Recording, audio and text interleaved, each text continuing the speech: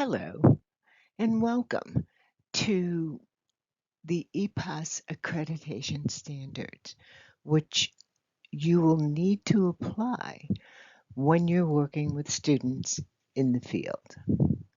Now, I'm sure you all know the baccalaureate and master's program in social work prepares students for professional practice at a generalist level. The descriptions of the 9 social work competencies presented in the EPAS identify the knowledge, values, skills, and cognitive and affective processes that are subsequently demonstrated in students' observable behavior, indicative of competence at a generalist level of practice.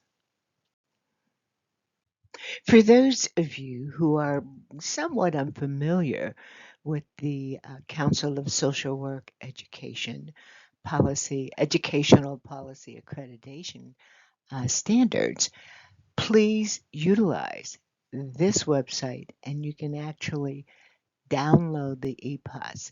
And it's really important that you understand this because there's an area on the learning contract that talks about behaviors that I just spoke about. And then you're going to have to indicate how you are going to evaluate whether the student has accomplished that behavior. Again, as you know, social work education at the baccalaureate, master's, and doctoral levels shapes the profession's future through the education of competent professionals, the generation of knowledge, the promotion of evidence-informed practice through scientific inquiry, and the exercise of leadership.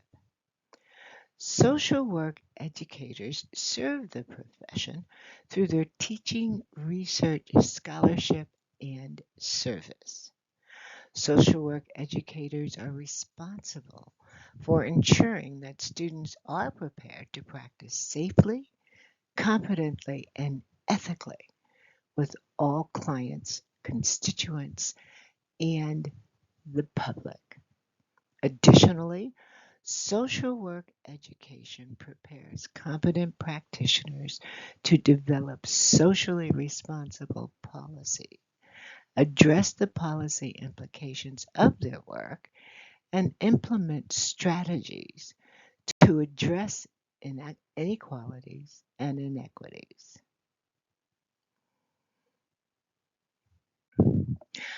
I just wanted to point out to you as it relates to the learning agreement and learning activities methods of evaluation.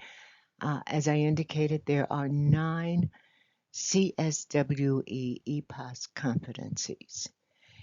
Each of these competencies are represented on the learning agreement. And each of these competencies has an area on the agreement related to practice behaviors. It will tell you what the competency is and the practice behaviors that must be accomplished. There is also an area where the field instructor must indicate how they will evaluate each of the competencies and behaviors demonstrated by the student. So I'm just going to run down the competencies, not the behaviors. And should you have any questions, let us know. But competency 1 indicates demonstrate ethical and professional behavior. Competency 2, engage diversity and difference in practice. Competency 3, advanced human rights, social, economic, and environmental justice. Competency 4, engage in practice-informed research and research-informed practice.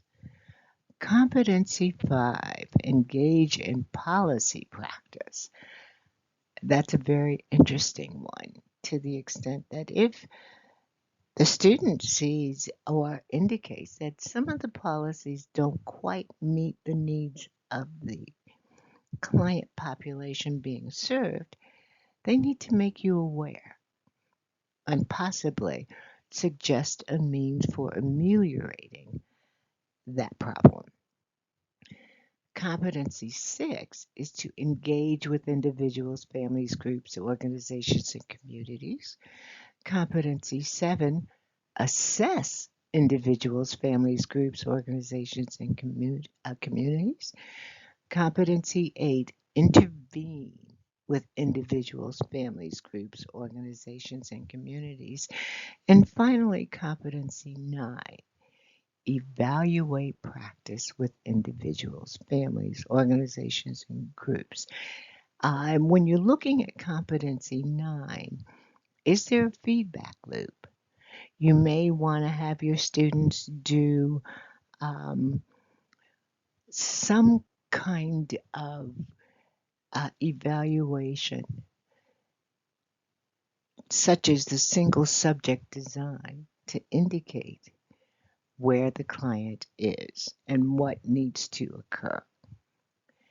In any event, all of this information is very important. And again, if you have any questions, let us know.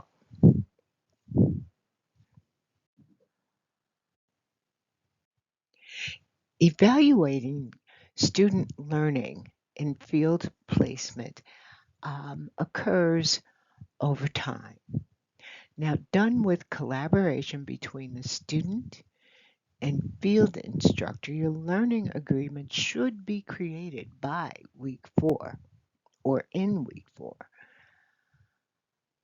Midterm evaluations occur at week 15, and BSW evaluation must be completed by week 15.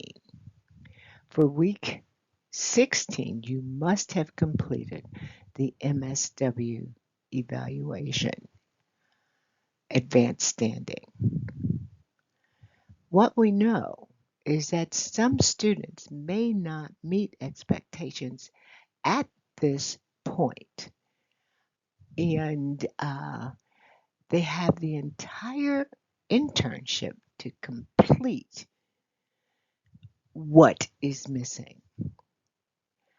Final evaluation is done by week 30 of the BSW program and week 32 of the MSW or Advanced Standing program. Please understand, students need to meet all expectations in each competency. You will need to create activities done at the agency to demonstrate behaviors to meet the expectations of the competency. Examples of and provide examples of the activities that the student will perform to meet those expectations. This is just a form to make you aware of what the student has to do. They must submit their internship hours, and you will have to sign it, but it looks something like this. Should you have any questions, let us know and we will help move you forward. When considering the final learning agreement, field instructors will complete the evaluation of the learning agreement and submit it to in Thunder Time to determine if the student has met all of the tasks and objectives. If the student has met all of the requirements and earned an overall grade of 4 or better for each competency, the learning agreement will be signed by all parties, and the student will submit a copy via Halo. If the student has not met the required number of field placement hours, a grade of incomplete will be submitted, and the student will have 21 days to complete the necessary hours. If the student does not complete the hours within those 21 days, the student will receive a failure for the course.